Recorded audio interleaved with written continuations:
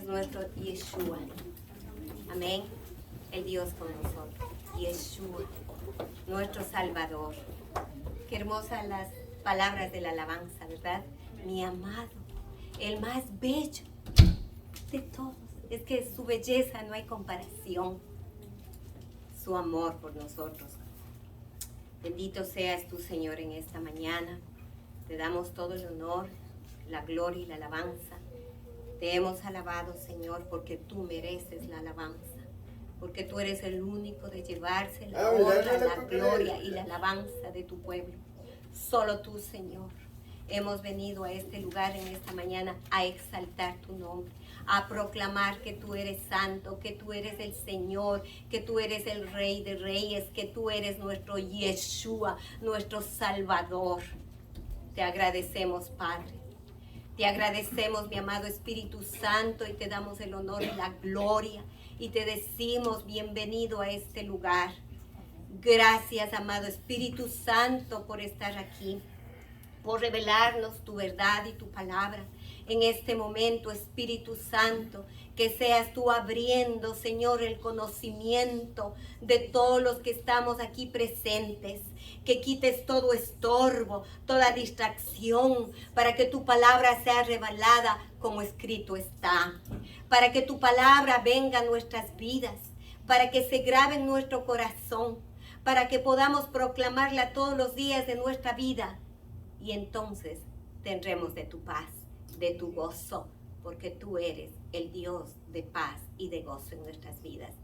Gracias te damos, Padre, en el nombre de Cristo Jesús. Amén y amén. Gracias doy al Señor que en esta mañana ha tenido a bien que le traiga la palabra del Señor. Amén.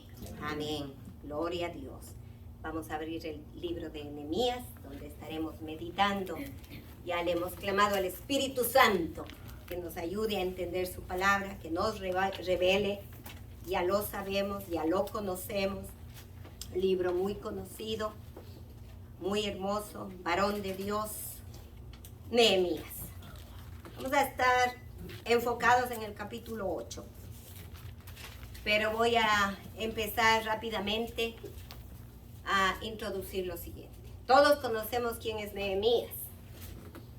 Amén. Amén. Todos conocemos este varón de Dios, este gran hombre de fe, hombre de oración, lo describe la palabra, un hombre de oración, un hombre íntegro.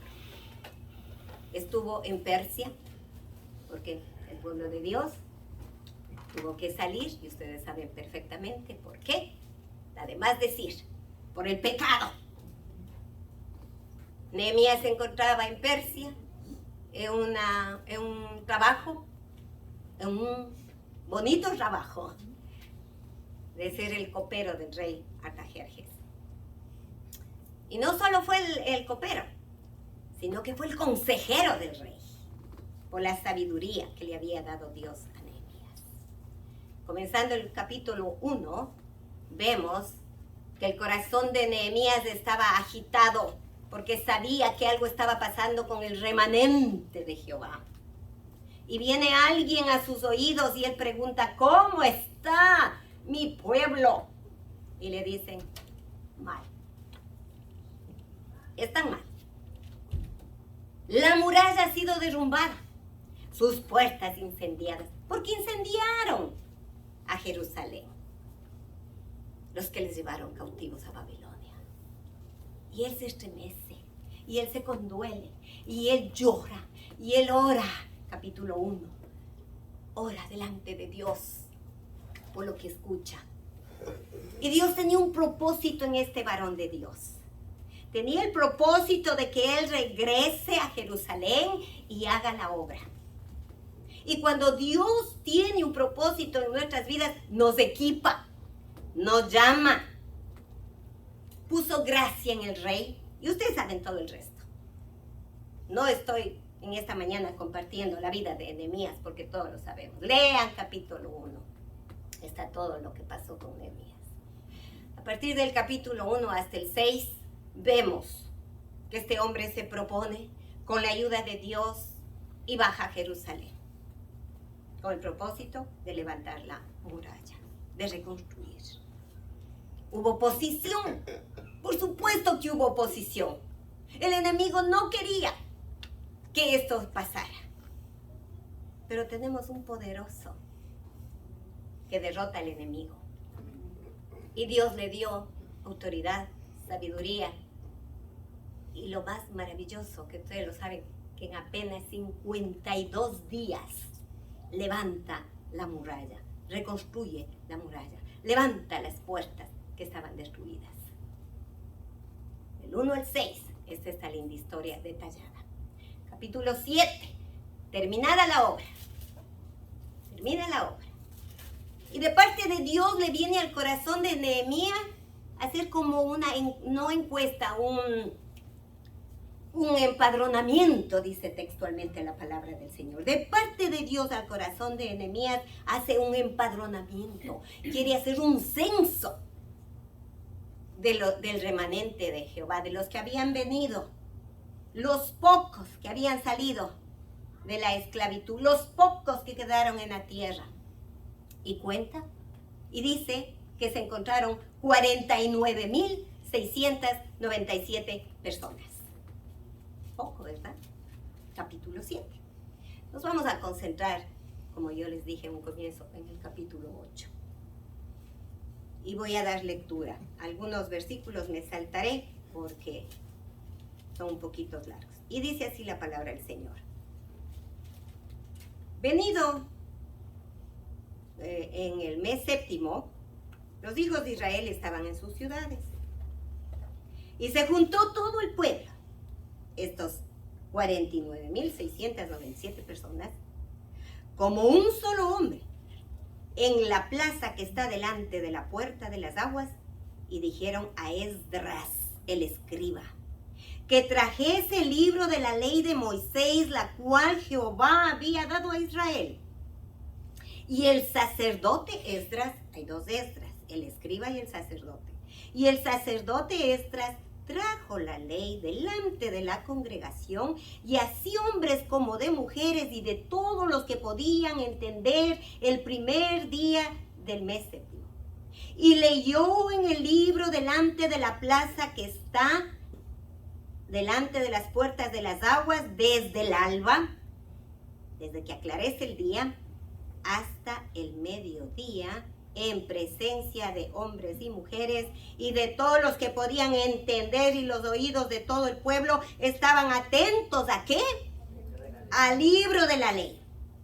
Los estudiosos de la Biblia dicen, obviamente no fue en un solo día que se habló, se leyó la ley, imposible. Dice que tomaron 8 días para hablar de la ley de Dios, desde el alba, desde el amanecer hasta el mediodía. Por 8 días se habló, se leyó el libro de la ley.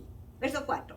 Y el escriba Esdras estaba sobre un púlpito de madera que había hecho para ello, y junto a él, ahí esos nombres me voy a pasar porque son varios, versículo 5, y pues abrió pues Esdras el libro ante los ojos de todo el pueblo, porque estaba más alto que todo el pueblo. Recuerda, se paró de un púlpito. Y cuando lo abrió, todo el pueblo estuvo, ¿qué? Atento. Bendijo entonces Esdras a Jehová, Dios grande, y todo el pueblo respondió, amén, amén, que significa así sea. Eso significa cuando decimos amén, así sea. Y también es una alabanza para el Señor. Amén, amén. Alzando sus manos, y se humillaron y adoraron a Jehová, inclinados en... ¿Cuál era la posición de ellos? Inclinados, rostro en tierra. Era una señal de humillación. Pasaron de rodillas, con su frente en el suelo, por cuántas horas, por cuántos días, escuchando la ley del Señor.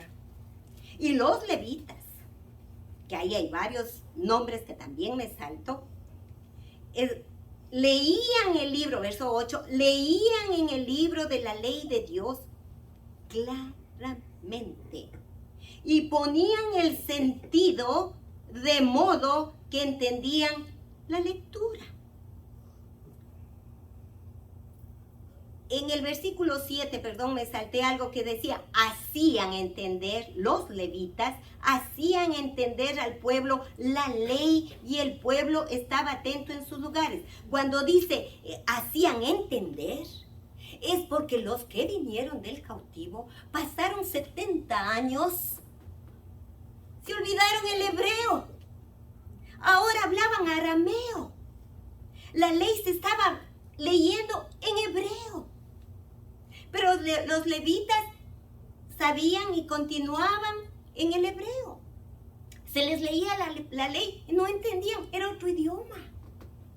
Pero los levitas tuvieron el ánimo, el buen deseo de hacerles entender, o sea, hubo una traducción simultánea del hebreo al arameo para que entienda el pueblo de Dios. Y lo leía el libro de la ley de Dios claramente. Y ponían el sentido de modo que entendiesen la lectura. Y Nehemías, el gobernador, porque él vino a Jerusalén como gobernador, no vino como cualquier persona, como el gobernador. Y el sacerdote Esdras escriba y los levitas que hacían entender al pueblo dijeron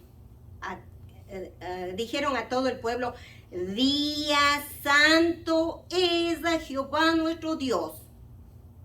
No os entristezcáis ni lloréis, porque todo el pueblo estaba llorando. Al escuchar la ley de Dios estaban llorando, porque estaban entendiendo que fallaron a su Dios, que no estaban cumpliendo con los reglamentos, las leyes y ordenanzas. Estaban entendiendo que estaban viviendo en pecado desde hace 70 años atrás. Habían dejado a Dios. 70 años es casi dos generaciones. Los abuelos, bisabuelos, tatarabuelos, tatarabuelas que aprendieron la ley de Dios, murieron en los 70 años. Ya no había un remanente con temor a Dios. Muchos de esta gente, estos judíos que regresaron con otros dioses, con los dioses babilónicos. No había Jehová en sus vidas. No escucharon, se acabó. En 70 años no había Dios en sus vidas. Pero cuando llegó este pequeño remanente, porque es pequeño, ni 50,000 personas, Nehemías termina la reconstrucción de las murallas y de las puertas y viene un vivo celo de entender que su pueblo se había apartado de Dios. Arde su corazón, así como ardió levantar el muro, arde en su espíritu hacer entender a su pueblo que tienen que regresar a Dios, al único Dios verdadero. Y le pide a Esdras y le dice, búscame el libro de la ley. Y acabamos de escuchar la lectura. Fueron tomados por el Espíritu Santo, fueron humillados, se humillaron para escuchar. A Dios abrió un corazón contrito y humillado, unos oídos para escuchar la ley de Dios. De rodillas, frente al suelo, no se cansaron. Jóvenes, viejos, adultos, aún niños, estaban escuchando por 8 días la lectura de la ley de Dios. Y cuando acaban de escuchar y entendieron lo que Dios decía, dice que lloraron con un arrepentimiento genuino. Estaban dolidos, arrepentidos de saber que habían fallado a Dios. Lloraron. Y les dice, no os entristezcáis. Les dice Nehemías, ¿cuánto estaban llorando? Y le dijo, paren, ya, no es hora de llorar. No os entristezcáis ni lloréis, porque todo el pueblo lloraba. Repite por segunda vez, porque todo el pueblo lloraba oyendo las palabras de la ley. Luego les dijo, ya no lloren más, levántese, vayan, coman grosuras, beban vino dulce, envío porciones a los que no tienen nada preparado. Porque día santo es a nuestro Señor, lo repite. No os entristezcáis, lo repite. Y aquí viene el maravilloso versículo que lo decimos cuántas veces y ni siquiera hemos entendido por qué se produce este versículo. Maravilloso, cuando dice Nehemías, porque el gozo de Jehová es vuestra fortaleza. Amén. Es aquí donde se cumple este versículo. Es aquí donde se da inicio a este versículo. Ahora entendemos por qué está escrito este versículo en la Biblia. Porque hubo un pueblo que se humilló, que lloró, que se arrepintió, que hizo un pacto con Dios de volver a sus caminos. Lo tomaron en serio. Y como vio Nehemías la aflicción de ellos, que lo hacían de todo corazón, les animó, les levantó y les dijo, ya no lloren más, porque el gozo de Jehová es vuestra fortaleza. Amén. No lloren más, no sufran más, no se arrepientan más. El gozo de Jehová es vuestra fortaleza. Los levitas pues hacían callar a todo el pueblo. Miren, seguían llorando, diciendo callad, porque es día santo y no entristezcáis. Y todo el pueblo se fue a comer y a beber y a obsequiar porciones y a gozarse en gran manera, en alegría, porque habían entendido las palabras que les habían enseñado. Nosotros, cuando venimos a reflexión, cuando entendemos que Dios ha perdonado nuestro pecado, cuando nos humillamos delante del Señor, ¿no ha hecho lo mismo Dios con nosotros? ¿No nos ha levantado? ¿No nos ha puesto alegría? ¿No nos ha puesto contentamiento? Es ahí donde nosotros tenemos que decir, porque el gozo del Señor es mi fortaleza. Ya no voy a estar triste, ya no voy a llorar, mi lamentación se acabó, esa lamentación ahora el Señor lo ha hecho baile, porque Él me ha perdonado, por lo tanto Él me ha regalado de su gozo y de su fortaleza. Este es el diario vivir del Hijo de Dios. El Señor les consoló, los levantó, los perdonó, los fortaleció, les dio de su gozo. No era un gozo pasajero que se iba a terminar al segundo día, era un gozo perpetuo. No ese gozo que da el mundo y mañana se acaba. No, era el propio gozo del Señor. El gozo lo da el Señor. El gozo es del Señor. La alegría es del mundo. El gozo es del Señor. Y nosotros estamos investidos en el gozo del Señor. Amén. ¿Y qué es el gozo del Señor? Pudiéramos preguntar. Es la profunda, abundante, exuberante alegría espiritual que da el Espíritu Santo y provee en cada corazón que ve dispuesto, que quiere amar y servir a Dios en temor y en temblor. Ese es el gozo del Señor. El Espíritu Santo imparte. Es un don. Gálatas 5:22. Es un don, es un regalo. El gozo de Dios es un regalo disponible para usted, disponible para mí. Cuando hay lágrimas, cuando hay circunstancias difíciles, yo digo, el gozo del Señor es mi fortaleza. El gozo de Dios es mi fortaleza. El Espíritu Santo está inyectando en cada uno de nosotros cada día el gozo del Señor que perdura. A pesar que estemos pasando momentos difíciles, el gozo del Señor perdura. No se acaba, no se acaba. Es un regalo de Dios. Entonces eso es el gozo, es una alegría perdurable, interminable, el gozo del Señor. Además de eso, dice que es una fortaleza. para guardarnos, para cuidarnos, para librarnos del mal, del pecado, de la tentación todos los días. Es una fortaleza. Nos cubre contra todo mal, contra todo peligro, contra toda tentación, contra el pecado todos los días. Porque el gozo del Señor es nuestra fortaleza. Que el enemigo no puede entrar porque estamos en la fortaleza que es Dios. Amén. Eso significa el gozo del Señor. Y ese gozo que Dios les dio en el tiempo de Nehemías, que textualmente dice el gozo del Señor, el gozo de Jehová, fue para el tiempo de Nehemías. Fue para el avivamiento del pueblo de Dios, porque los capítulos que siguen hasta el 10 dice que nunca hubo un avivamiento como hubo en ese tiempo.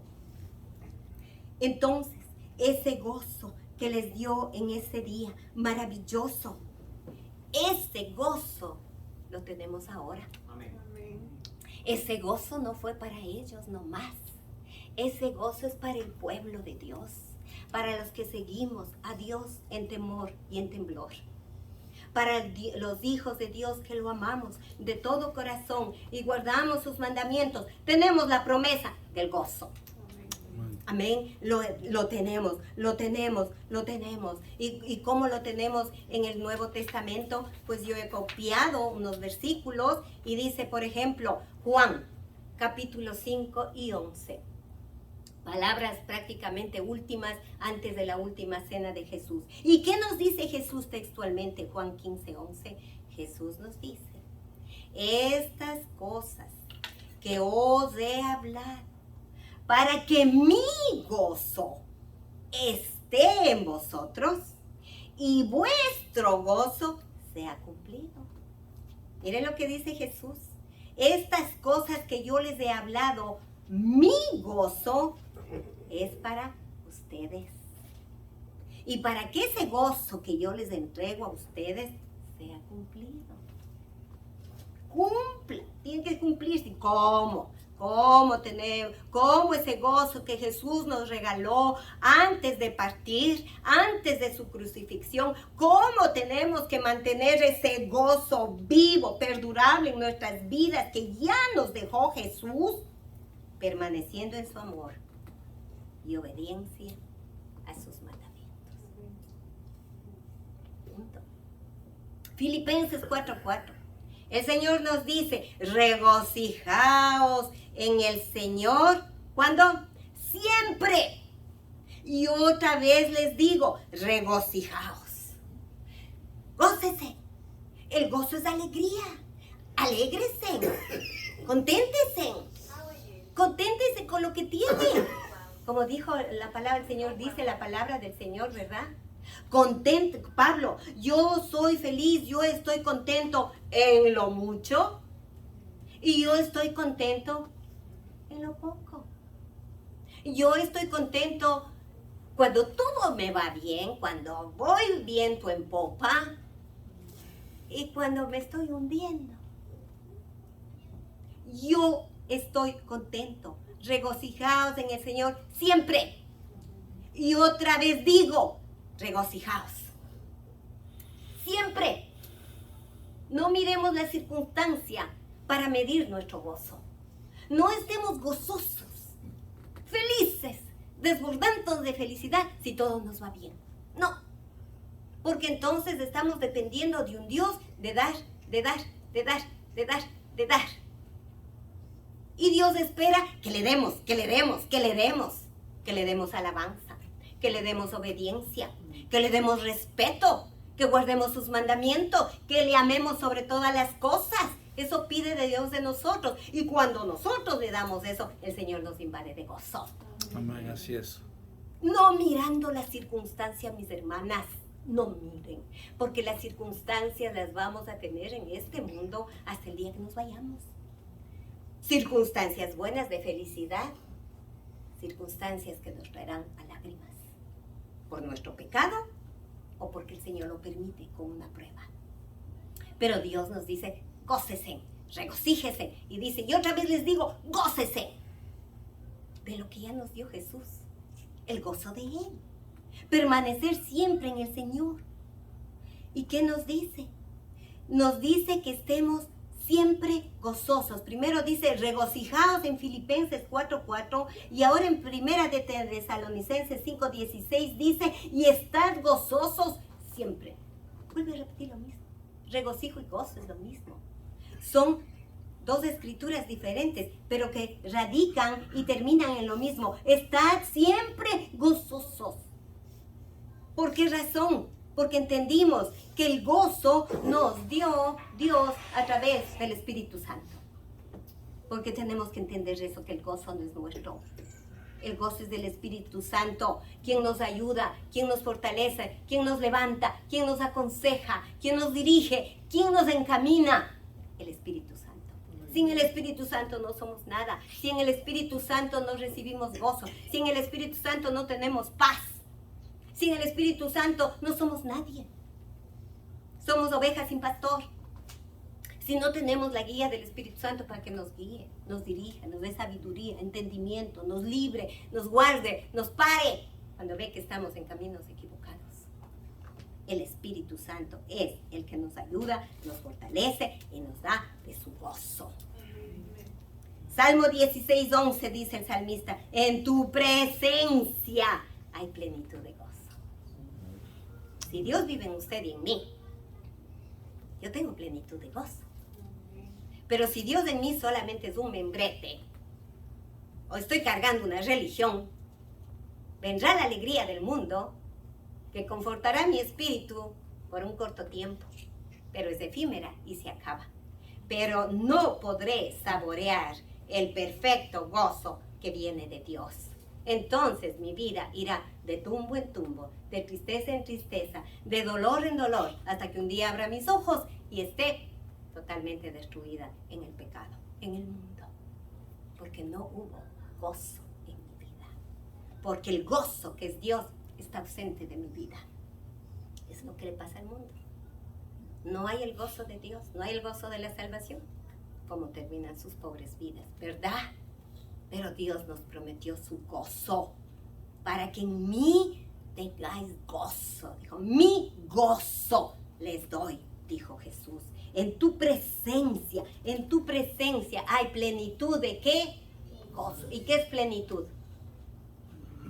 Abundancia, ¿verdad? No poquito. Dios nunca da las cosas poquitas. Él siempre da en abundancia. Que estemos desbordando en abundancia, en gozo, en paz, en armonía con Él, en armonía con la familia, armonía con el prójimo. Cuando hay gozo, cuando hay paz, y ese gozo nosotros lo podemos transmitir. ¡Qué gozo! ¿Cómo podemos levantar a una persona que está triste? ¿Cómo podemos levantar a una persona que necesita urgente una palabra de gozo? Si nosotros no tenemos gozo, ¿qué podemos dar, hermanos? Nada. Había una hermana que está en el cielo, en el Ecuador, que decía, simplemente se ha unido el hambre con la necesidad. ¿Verdad? ¿Qué puede dar? ¿Qué puede dar una persona hambrienta con un necesitado que también tiene hambre? Par de hambrientos. No se pueden dar.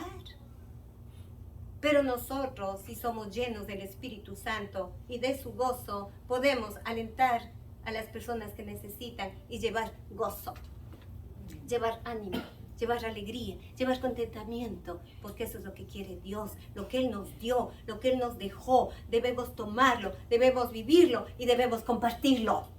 Porque el gozo no puede quedarse encerrado aquí. El gozo tiene que ser expuesto al que no tiene, al que sufre, al que llora, al que lamenta. Tenemos que llevar el gozo del Señor y decirle, como dijo Nehemías, no lloren más, no lloren más, porque el gozo del Señor es vuestra fortaleza. Hermano, tú vas a salir de eso. Hermana, tú vas a salir de eso. Hermano, tú vas a salir de eso, porque el gozo que nos dejó Dios está en ti. Ponle en uso, ponle a trabajar, va a cambiar tu situación, porque el gozo que le has dejado dormir en tu vida quiere resucitar para que seas diferente. para que te animes. El Señor es bueno todo el tiempo. El Señor es amoroso. Él nos dejó su gozo. Estamos viviendo unos tiempos difíciles, horribles, en el sentido del pecado, en el sentido de la maldad, que es algo que da escalofrío y las noticias, porque sabemos de dónde vienen todas estas tragedias que está viniendo al mundo. Y sí, humanamente nos afecta, pero tenemos que recurrir a lo que Dios nos dejó, su paz. Tenemos que recurrir en esos momentos a su gozo. Tenemos que recurrir a la esperanza. Tenemos que recurrir a la oración, para que el Señor escuche a un pueblo humillado como este pueblo en el tiempo de Nehemías. Se contristó de corazón, entendieron que dejaron a Dios por 70 años, se olvidaron de Dios, sus vidas estaban encarriladas a dioses falsos, la mirada del único Dios verdadero quitaron de ellos, vivieron una vida de desgracia, de dolor, de amargura. Pero cuando entendieron que necesitaban a un Dios, a un Salvador, a un Dios de gozo y de esperanza, reactivaron su fe y fueron bendecidos. Eso es lo que busca hoy día Dios, un pueblo que nos estemos llenos de gozo para poder llevar el gozo al que no tiene. Un pueblo lleno de fe para en momentos difíciles decir, yo sé en quién he creído. Bien decía mi amada hermana, yo sé que Dios es mi proveedor en la situación que estoy pasando. Hay que vivir la palabra cuando viene el día de la angustia. Hay que memorizarse la palabra para recitarle en el día de la angustia. Hay que decirle gracias a Dios que cuando nos sacó del valle de sombra de muerte y nos puso en terreno fértil, decir gracias, Señor. ¿Por qué? Porque has cambiado mi lamento, mis lágrimas, mi quejido, mi lloro, mi angustia. Lo has cambiado en alegría. Hay que decir, hay que recitar, hay que pronunciar la palabra de Dios. La palabra no tiene que quedarse escrita aquí, no más, no. Y que cuando venga la circunstancia, el problema, no vamos con un corazón agradecido, sino vamos con un corazón a reprocharle a Dios, a cuestionarle a Dios. ¿Qué pasó conmigo? ¿Qué pasa? No me ayudas. Tanto tiempo, sigo en el hoyo. ¿Qué te pasa, Señor? ¿Te olvidaste de mí? No, Dios no se olvida. Nosotros nos olvidamos de Él. Y somos felices cuando todo nos va bien. Pero cuando viene la hora de la angustia y de la prueba, ¿dónde queda el gozo? Aquí, en la Biblia. Pero no aquí. Son tiempos de vivir en el gozo del Señor, en la esperanza de Dios. Juan 16:22 dice, esta promesa tómela, hermana, subraye en su Biblia, memorícese. También vosotros, dice Jesús, ahora tienen tristeza. ¿Por qué? Porque ya les anunció a sus apóstoles que se iba en breve. Y como humanos estaban tristes. Se iba su maestro. ¿Qué va a hacer de mí, Señor? ¿Pero qué va a hacer de mí? Cuando Jesús dijo, mi paz os dejo, mi paz os doy. No se turbe vuestro corazón. ¿Cuántas veces oyeron ellos decir eso a Jesús? Pero se pusieron tristes humanamente. ¿Y qué les dijo Jesús? También vosotros ahora tienen tristeza, pero os volveré a ver. ¡Aleluya! Volveremos a ver al Señor. ¿Y qué dice? Y se gozará vuestro corazón. Y aquí está la promesa. Y nadie quitará vuestro gozo. Nadie, ni el enemigo podrá robar nuestro gozo, porque nuestro gozo no es de nosotros. Jesús nos dio. Mi gozo esté entre vosotros. Mi gozo, no dice el gozo. Mi gozo. ¿Qué quiere decir? Yo estoy contigo. Yo me voy. Sí, yo me voy. Pero te dejé mi gozo, mi alegría, mi paz, mi bendición. ¿Y sabes qué? Nadie, no hay poder en el mundo que te quite tu gozo. Porque tu gozo se ha cumplido, como nos dijo 15:11. Porque tu gozo se ha cumplido. ¿No es esto una promesa? Nadie nos va a quitar el gozo. Lloraremos, sufriremos, todavía estamos en vida, todavía vienen aflicciones, pero el gozo nadie nos puede quitar. El gozo del Señor. Y otra promesa, que yo lo espero y usted la espera.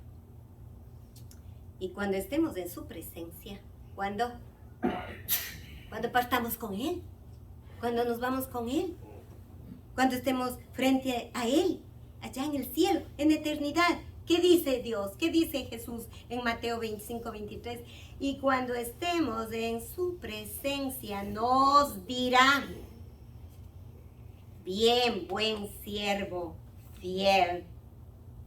Sobre poco has sido fiel, sobre mucho te pondré. Y nos dice: entra en el gozo de tu Señor. El día que estemos con Él, por siempre y para siempre. Miren lo que nos dice: bien buen siervo. Amados hermanos, hermanas, a todos nos va a decir esto el Señor un día, cuando estemos frente a Él. Bien buen siervo y fiel. Hiciste y desarrollaste y practicaste mis enseñanzas cuando estuviste en la tierra con vida. Fuiste obediente a mi palabra y todo lo que te mandé lo hiciste y lo hiciste en buena gana. Todo. No fuiste como el insensato que cavó la tierra y metió ahí lo que Dios les dio, el talento. No. Ese no fue bendecido, ese no fue aplaudido, eso no lo recibió bien Dios. Él le dijo: siervo inútil, lo que yo te di no lo pusiste a trabajar. Señor, es que te tuve miedo, te conozco que eres un Dios enérgico, eres un Dios celoso, mejor te lo guardé para que cuando vengas te lo entrego. Los otros pusieron al banco, ganaron intereses y le dieron una buena respuesta a Dios. Le dieron muy buena satisfacción a Dios. Y el otro, por temor, por miedo: es que no puedo, no soy apto, no puedo hablar, no tengo conocimiento, no soy sabio. No digamos como dijo Moisés: ay Señor, pero te equivocaste de personaje porque yo soy hasta tartamudo. No, te tengo miedo, Señor. ¿Cómo me voy yo a ir a esa obra que tú me mandas? ¿Cómo me puedes usar a mí en esa obra, Señor, si yo no puedo, no soy apto, no entiendo, soy hasta tartamuda? ¿En qué voy a decir? Se van a reír de mí, no estoy capacitada. Mentira del diablo. Porque cuando Dios nos usa, cuando Dios nos elige, cuando Dios nos llama, cuando Dios nos toma y cuando Dios nos manda hacer algo que Él quiere que hagamos aquí en la tierra, nos capacita. Nos da. No nos deja ir a la aventura. No.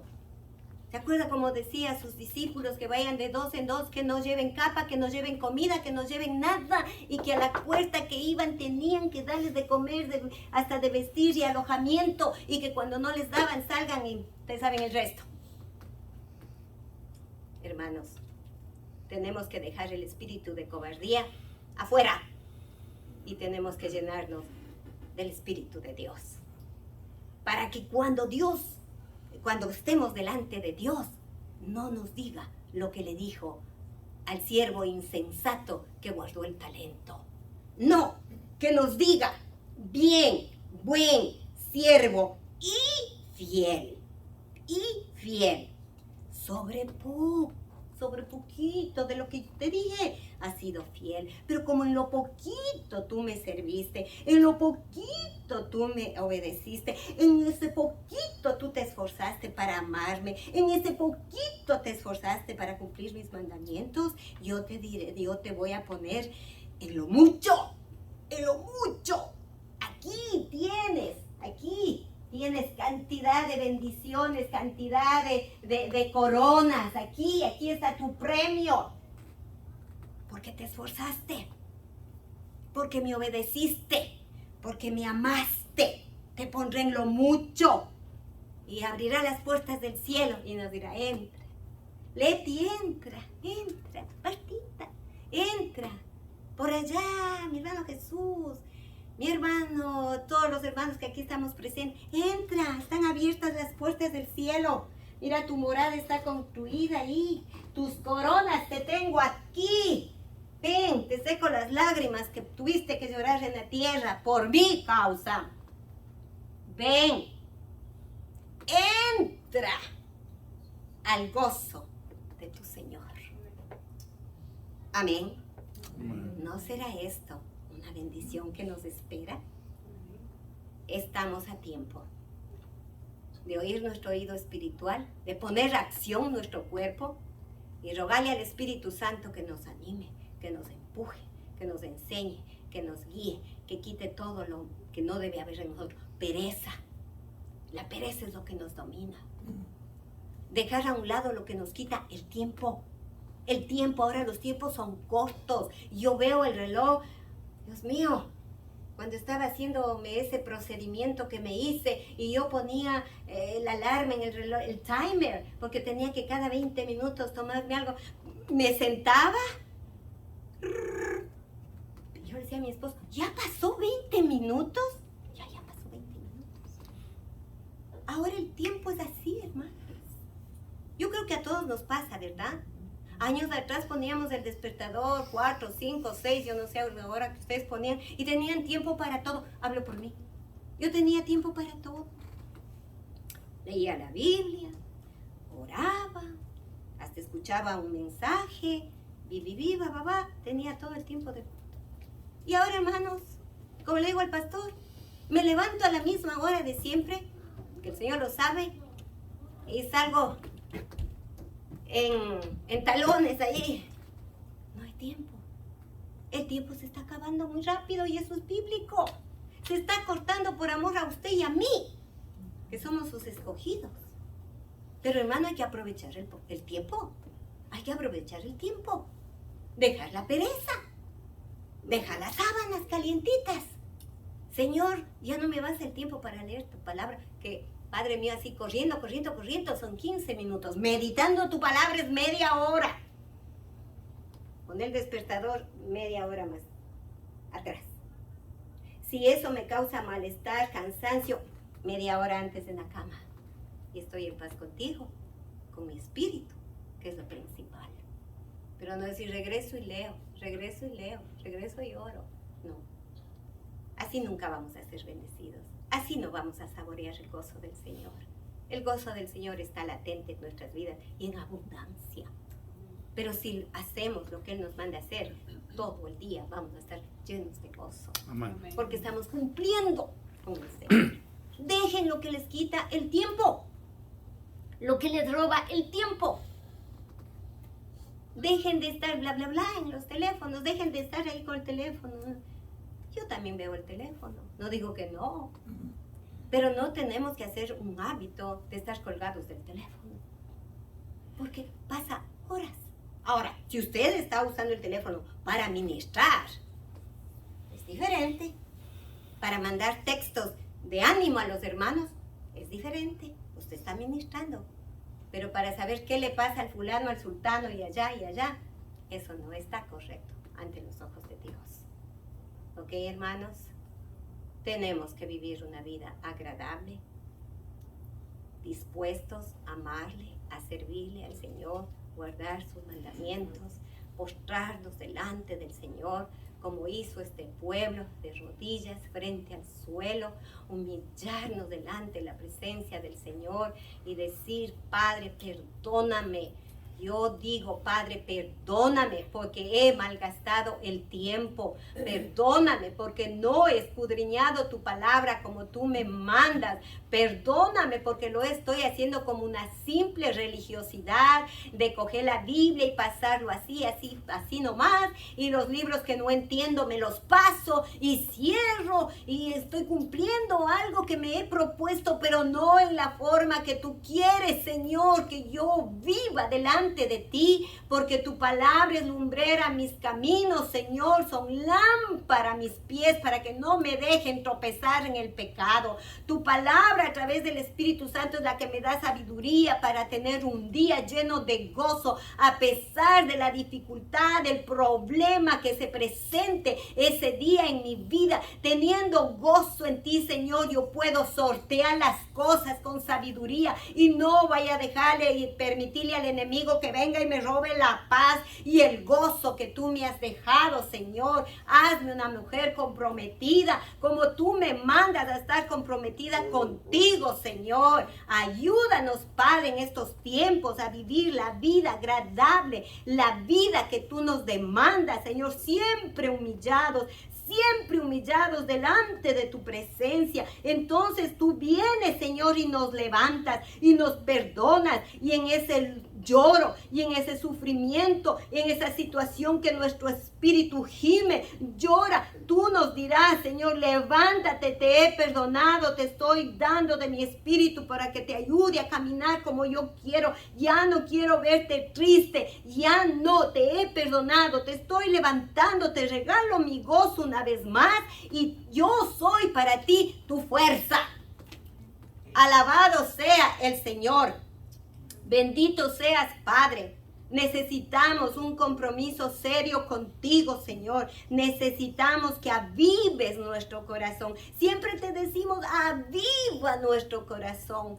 Pero, Señor, queda un decir. Tú estás listo para avivarnos, pero esperas de nosotros que hagamos nuestra parte, Señor. Ayúdanos, Dios mío, a comprometernos, a hacer nuestra parte, para que tú hagas tu parte con nosotros.